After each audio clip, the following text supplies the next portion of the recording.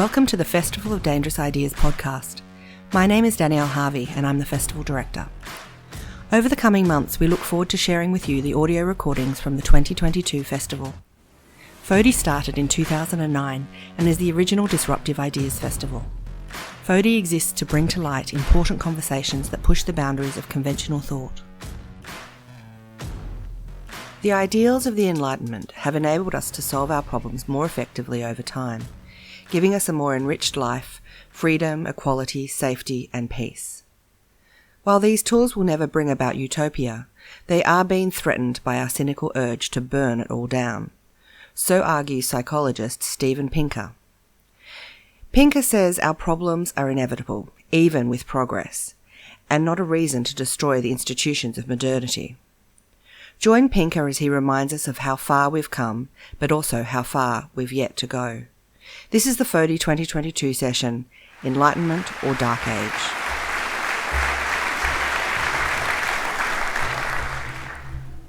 From time to time, we all ask some deep and difficult questions.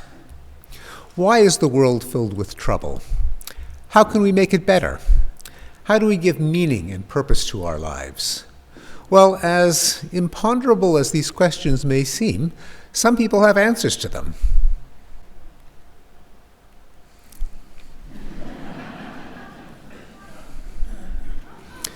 For example, morality is dictated by God in Holy Scriptures. When everyone obeys His laws, the world will be perfect.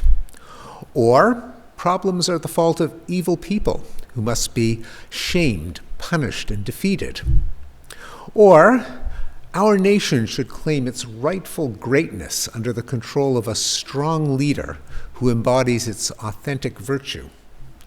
Or, in the past, we lived in a state of order and harmony until alien forces brought on decadence and degeneration. We must restore the society to its golden age. Or, our society is so corrupt and decadent that it cannot be reformed. We should burn it to the ground because anything that rises out of the ashes would be better than what we have now. Well, what about the rest of us? In my book, Enlightenment Now, I argue that there is an alternative system of beliefs and values, the one that we associate with the Enlightenment. Namely, that we can use knowledge to enhance human flourishing. Now, many people embrace the ideals of the Enlightenment without being able to name or describe them. And as a result, they've faded into the background as a kind of bland status quo or establishment. The other ideologies have passionate advocates, and I suggest that Enlightenment ideals too need a positive defense and an explicit commitment. And that's what I have tried to do in Enlightenment Now. The Enlightenment, I suggest, centers on four themes: reason, science, humanism, and progress. Let me say a few words about each. It all begins with reason, with the realization that traditional sources of belief are generators of delusion. Faith, revelation, tradition, authority, charisma, mysticism, intuition, the parsing of sacred texts are all ways of being wrong. Reason, in contrast, is non-negotiable. As soon as you try to provide reasons why we should trust anything other than reason, why you're right, why other people should believe you, that you're not lying or full of crap, you've lost the argument because you have appealed to reason. Now, I would be the first to acknowledge, as a cognitive psychologist, that human beings on their own are not particularly reasonable. We are liable to generalize from anecdotes, to reason from stereotypes. We seek evidence that confirms our beliefs and ignore evidence that disconfirms them. And we're all overconfident about our knowledge, our wisdom, and our rectitude. Indeed, this is the subject of my more recent book, Rationality. However, people are capable of reason if they adopt certain norms: free speech, open criticism and debate, logical analysis, fact-checking, and empirical testing, which leads to the second Enlightenment ideal, science. Science is based on the conviction that the world is intelligible, that we can try to understand it by formulating possible explanations and testing them against reality. Science has shown itself to be our most reliable means of understanding the world, including ourselves. An important Enlightenment idea is that there can be a science of human nature, and that beliefs about society are testable, just like any other beliefs about the world. The third ideal is humanism, that the ultimate moral purpose is to reduce the suffering and enhance the flourishing of human beings and other sentient creatures. Now you might think, enhancing human flourishing, who could be against that? Well, in fact, there are alternatives to humanism, such as that the ultimate good is to enhance the glory of the tribe, the nation, the race, the class, or the faith, to obey the dictates of a divinity and pressure others to do the same, to achieve feats of heroic greatness, or to advance some mystical dialectic or struggle or pursuit of a utopian or messianic age. Now, humanism is feasible because people are endowed with a sense of sympathy and a concern with the welfare of others. Again, as a psychologist, I'd be the first to concede that by default, our circle of sympathy is rather small. We tend to feel the pain of our blood relatives, our close friends, our allies, cute little furry baby animals, and that's about it. But our circle of sympathy can be expanded through the forces of cosmopolitanism, such as education, journalism, art, mobility, even reason itself, the realization that there can't be anything special about me, or at least I can't convince you that there is just because I'm me and you're not, and hope for you to take me seriously. All of these considerations tend to push the boundaries of sympathy outward. Finally, we get to progress, that if we apply knowledge and sympathy to reduce suffering and enhance flourishing, we can gradually succeed. So, 250 years later, how did that Enlightenment thing work out? Well, to many people, the question of whether the world really has seen progress is considered a matter of optimism, of seeing the glass as half full or wearing rose-colored glasses. But I suggest that progress actually is an empirical hypothesis. Human well-being can be measured. Life, sustenance, prosperity, peace, freedom, knowledge, leisure, happiness. If they have increased over time, that is progress. Well, let's go to the data. Beginning with the most precious thing of all, life itself. For most of human history and prehistory, life expectancy at birth hovered around 30 years of age. But then, with the advent of sanitation and antibiotics and other measures in public health and medicine, life expectancy has more than doubled to more than 70 worldwide. That is, not only have we been granted extra life, we've been granted an extra life.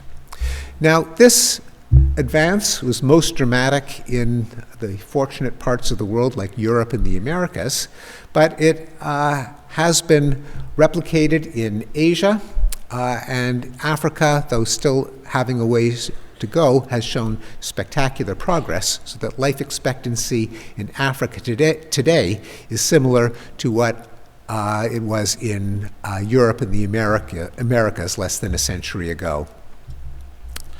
Sustenance.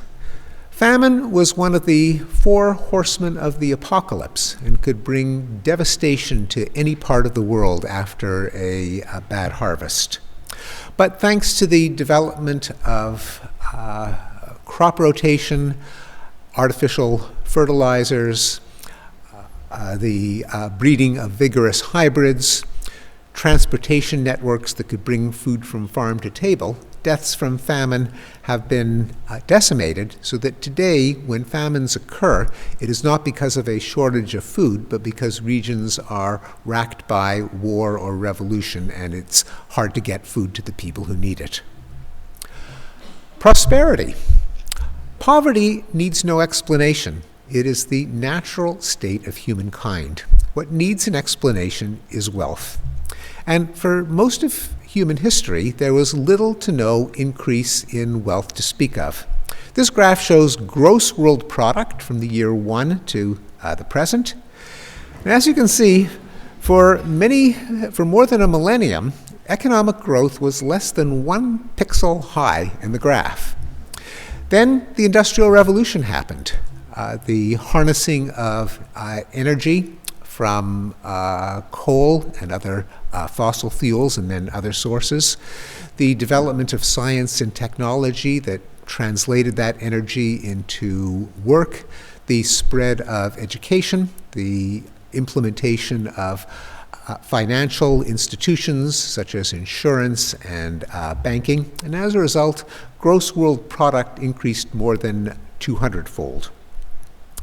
As a result, extreme poverty, when measured by today's standards, which characterized 90% of humanity 2 centuries ago, now characterizes less than 9%, and it continues to fall. Peace. For most of human history, war was the natural state of affairs between empires and kingdoms and states, and peace was a brief interlude between wars. But since the end of the worst war of all, the Second World War, deaths in warfare have undergone something of a roller coaster, but one with an unmistakable downward trajectory.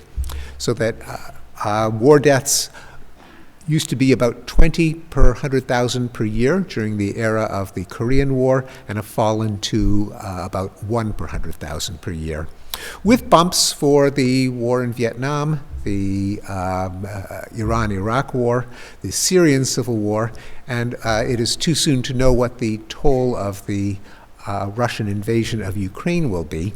I've done my best to extrapolate based on the limited data that we have now, but if the rest of 2022 follows the 7 months so far, then the curve would look like that. Still a terrible human tragedy and evil, but one that, at least as it's currently going, will not take us back to the years of Korea or Vietnam.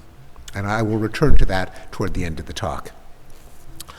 Freedom and rights. We have read a lot about the alarming stalling of and even regression of the advance of democracy worldwide. Still, it's important to realize that we are living in an unusual era in history in terms of the preponderance of democracy. The graph shows that there has been a stalling of the momentum. Still, if I even think back to my years as a college student, in the 1970s, the world had only 32 democracies. Half of Europe was behind the Iron Curtain and ruled by communist totalitarian governments. Spain and Portugal were literally fascist dictatorships. Greece was under the control of a military junta.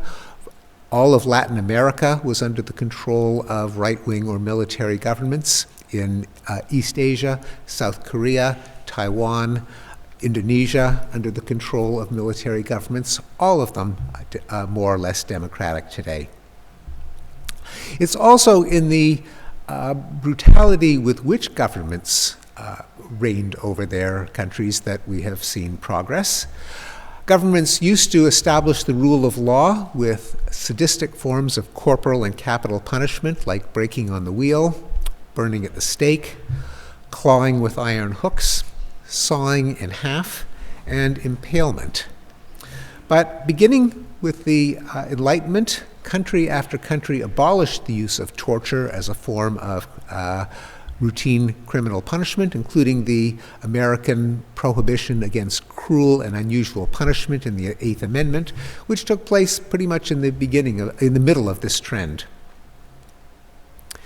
Other abolitions that began around the time of the Enlightenment include the profligate use of the death penalty for non-lethal crimes. England used to have 222 capital offenses on the books, including poaching and robbing a rabbit warren.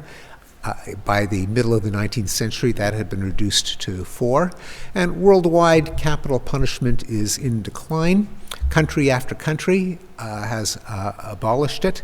In the United States, here and in many other dimensions of progress, something of an outlier with respect to at least affluent Western democracies. The United States still has the death penalty, but even there, state after state has been abolishing it.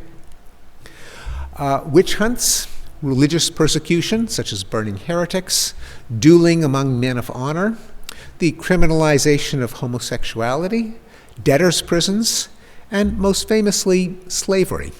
Slavery used to be practiced in every civilization. No one seemed to think there was anything wrong with it. The Bible had no problem with slavery. So-called democratic Athens was a slaveholding society.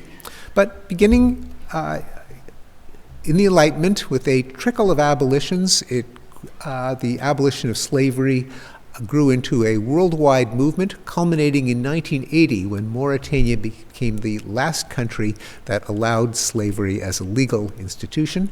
We've been living through a unique 40-year period in history in which slavery has not been legal anywhere on earth. Knowledge. The natural state of humanity is ignorance and illiteracy. In early modern Europe, perhaps 15% of the population, an aristocratic and ecclesiastical minority, could read or write. That grew to close to 100% by the 20th century. And in Europe and the United States, and other parts of the world have been rapidly catching up, including Latin America. Today, 80% of the world is literate, 90% of the world under the age of 25, which tells us which way the world is going. Well, does any of this affect the quality of our everyday lives? And in many ways it has. For example, the work week 150 years ago was more than 60 hours in the United States and Europe. That has fallen to less than 40 hours a week, and workers in the United States and Europe get 3 weeks of paid vacation, more in many countries, which would have been just not even a concept in the 19th century and before. And thanks to the universal penetration of running water and electricity in much of the world, and growing parts of it, and the widespread adoption of labor-saving devices like washing machines, vacuum cleaners, refrigerators, dishwashers, stoves, and microwaves, the amount of our lives that we waste on housework, which people judge to be the least favorite activity in their lives, not surprisingly, has fallen from more than 60 hours a week to fewer than 15 hours a week. Well, does any of this make us any happier? The ultimate criterion of progress, and the answer is almost certainly. There's a pretty strong relationship between life satisfaction and income. It is a nonlinear, logarithmic relationship, namely an extra $1,000 makes a poor person much happier than it does a rich person. But nonetheless, it seems to apply across the scale. This is a graph plotted on log coordinates, but each dot represents a country, and what it shows is that wealthier countries have people who are more satisfied with their lives. Each arrow impaling a dot pertains to the population within a country, so within every country, better off people say they have better lives. As prosperity has increased worldwide, one would therefore expect that so has happiness and life satisfaction. We don't have data on happiness going back a couple of hundred years, but we do have it for several decades, and in a majority of countries, about 70%, happiness has increased. Now, Australia is not one of them. However, Australia was a pretty happy country to begin with, and it continues to be one of the world's happiest. Now, when one often reads that there is an epidemic or a spike in suicide, the data say that worldwide the exact opposite is true. In fact, the rate of suicide has declined by more than 40% during the period of the last 3 decades for which we have data available, and that is also true of Australia, despite some ups and downs. Okay, well, I hope to have convinced you that progress is a real phenomenon. It is not a question of seeing the glass as half full. It's a question of being aware of trends that are only visible through data. They are not visible through our main source of information about the world, namely journalism, because as long as bad things happen, they will always be reported. Journalism is a non-random sample of the things that go wrong. The things that go right often tend to be things that don't happen, such as a region of the world that is at peace, or a city that has not been shot up by terrorists, or trends that increase by a few percentage points a year, but that can accumulate to transform the world, but never consist of something happening on a particular Thursday in October that can generate a good headline or photo. Well, the first question is, well, isn't it good to be pessimistic, to safeguard against complacency and apathy? Well, not exactly. It's good to be accurate. Of course, it is essential to be aware of suffering and injustice wherever they occur. But it's also important to be aware of how they can be reduced, because there are dangers of fact-free pessimism. One of them is fatalism. If, despite all the efforts to make the world a better place, things are worse than ever, why bother? Why throw good money after bad? Why waste time and money on a hopeless cause? Another danger is radicalism. If, despite all our efforts, the system can't be improved, that will lead to calls to smash the machine, drain the swamp, burn the empire to the ground. Now, you might say, well, don't we need some revolutionary change? You can't make an omelet without breaking some eggs. Hasn't the world benefited from overthrowing monarchies and autocracies in violent revolutions? Well, probably not. The historian Matthew White, who calls himself an atrocitologist, someone who tries to quantitatively measure the human toll from the 100 worst things that people have done to each other over the course of history, drew his conclusion in his book Atrocities. His first conclusion was, chaos is deadlier than tyranny. More of these multicides, as he called them, result from the breakdown of authority rather than the exercise of authority.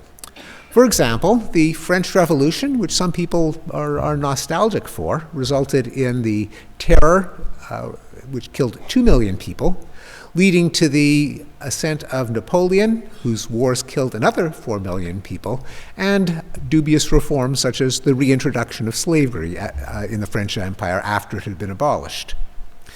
The Russian Revolution, for its part, led to the Russian Civil War, 9 million deaths. The reign of Stalin, 20 million people killed in his purges.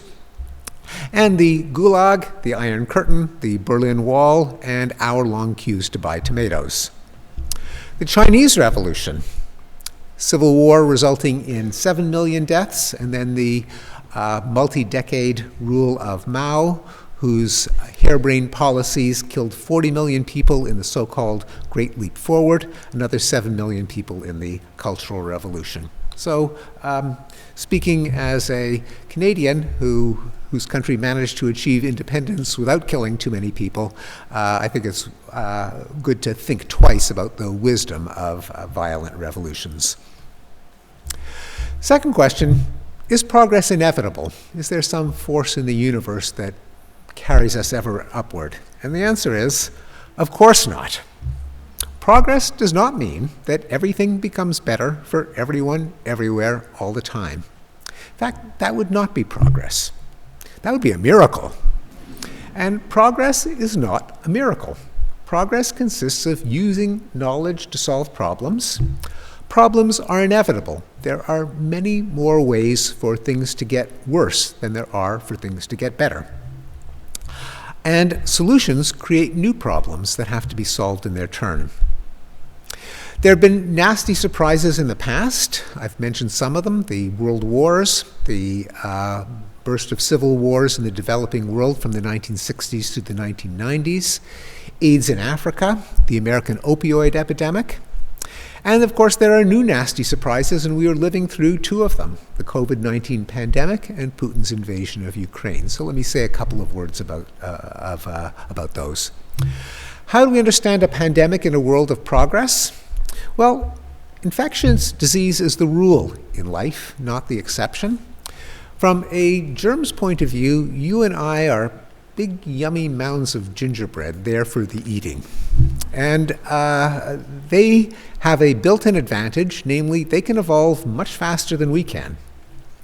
Pathogens and parasites are universal, not just in human life, but among all living organisms. And we know from historians of epidemiology that pandemics used to kill people by the tens of millions, often wiping out 10 to 90% of the population of the afflicted countries or even continents.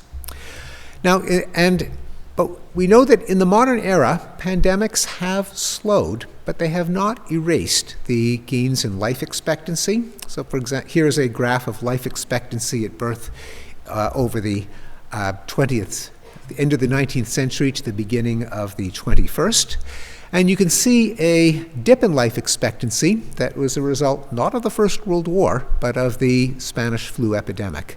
Nonetheless, despite the terrible tragedy of the Spanish flu epidemic, the rise in life expectancy resumed.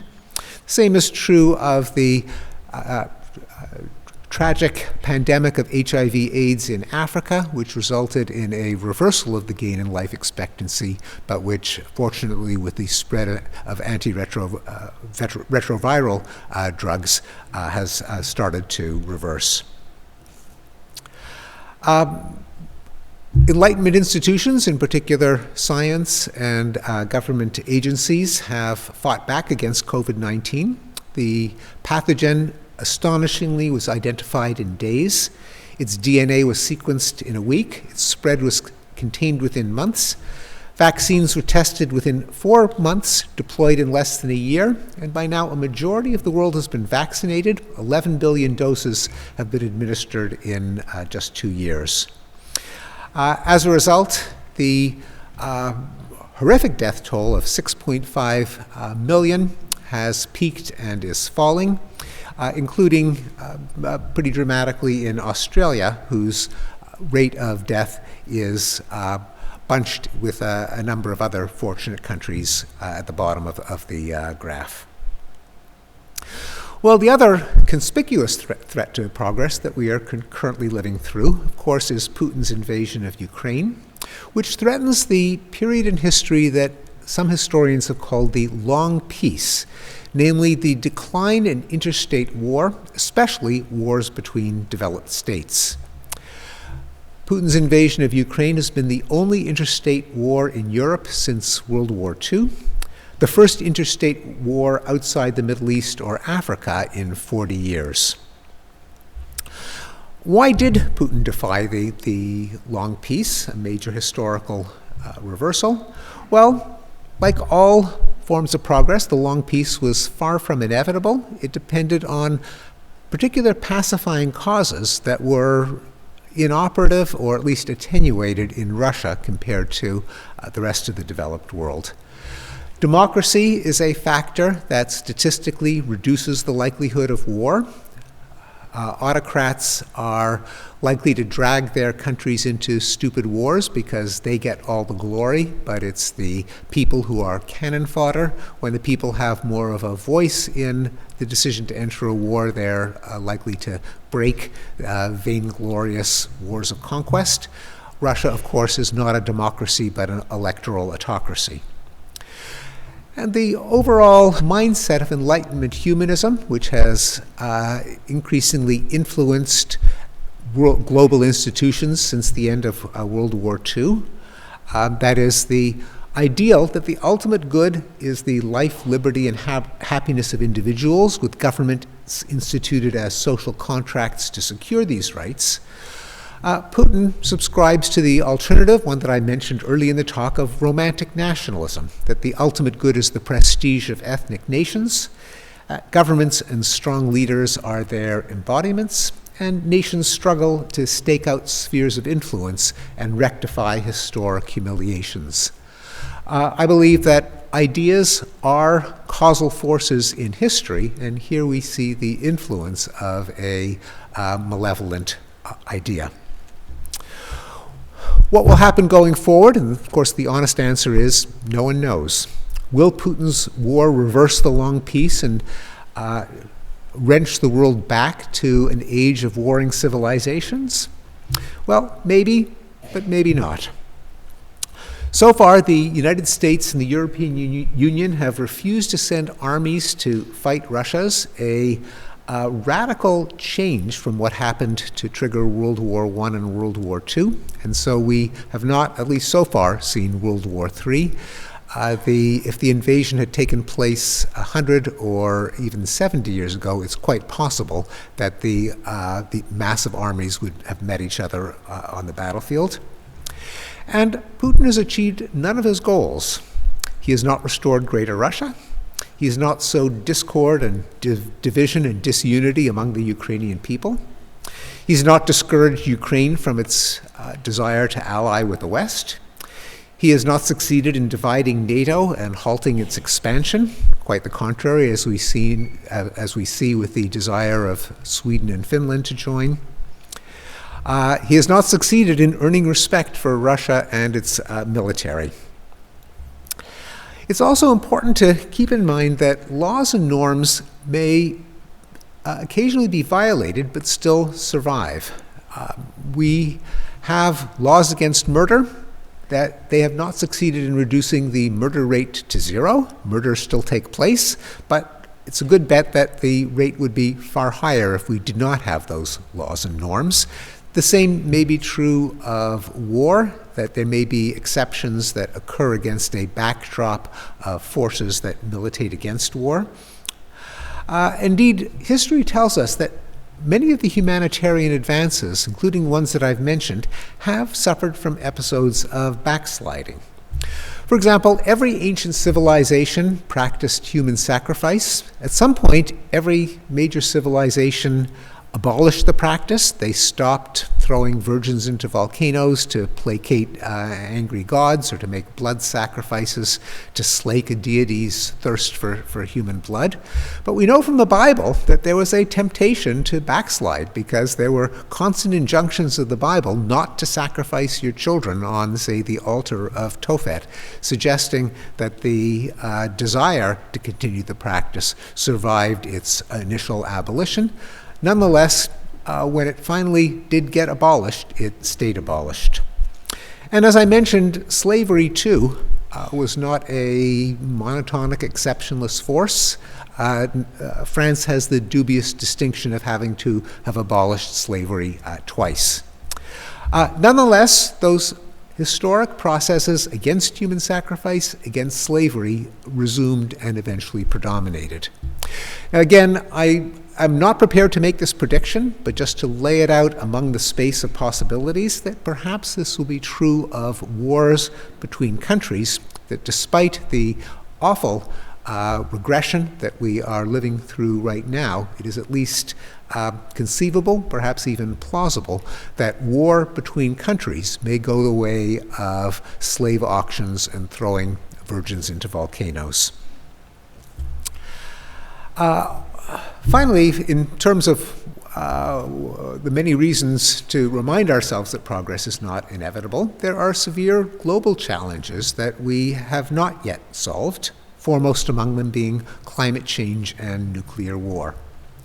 I deal with these in Enlightenment now, suggesting that both of these should be seen as unsolved but potentially solvable problems rather than as apocalypses in waiting. And therefore, the conclusion should not be we're all cooked, there's nothing to do but to rage against the evil of older generations and corporations, but rather get to the work of solving these problems. In the case of climate change, to pursue decarbonization via carbon pricing and low, zero, and eventually negative carbon technologies that make dirty energy more expensive than clean energy, and therefore make it in people's self-interest to work to save the planet.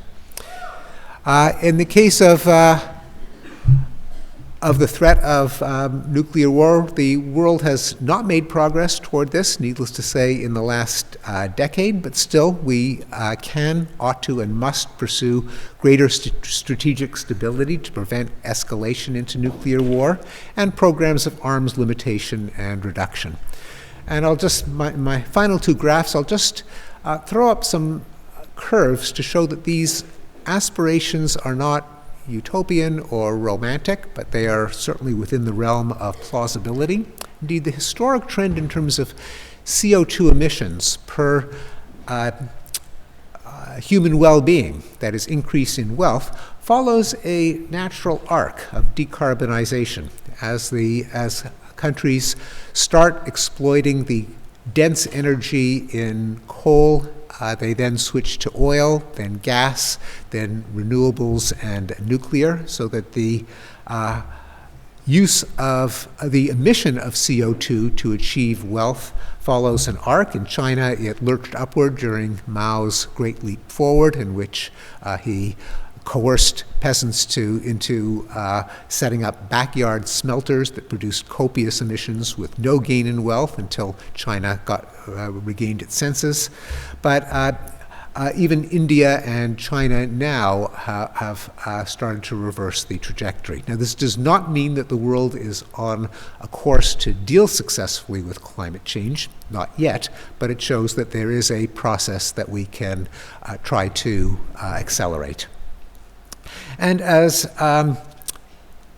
terrifying as the world's nuclear arsenal is, it used to be a lot worse. We now have almost 10,000 nuclear weapons, which is appalling, but the world used to have more than 65,000 nuclear weapons, showing that denuclearization, perhaps eventually culminating in global zero, is a realistic aspiration.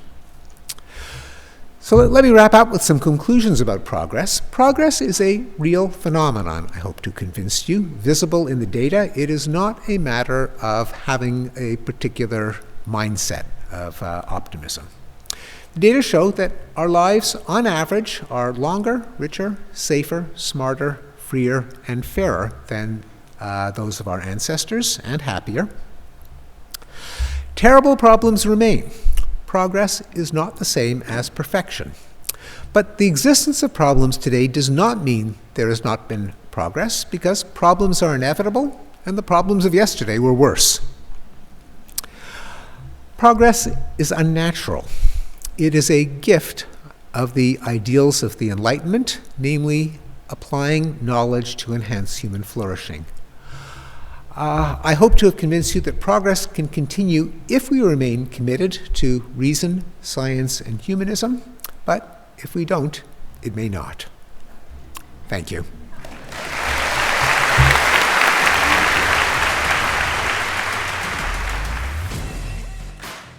The Festival of Dangerous Ideas is presented by the Ethics Centre.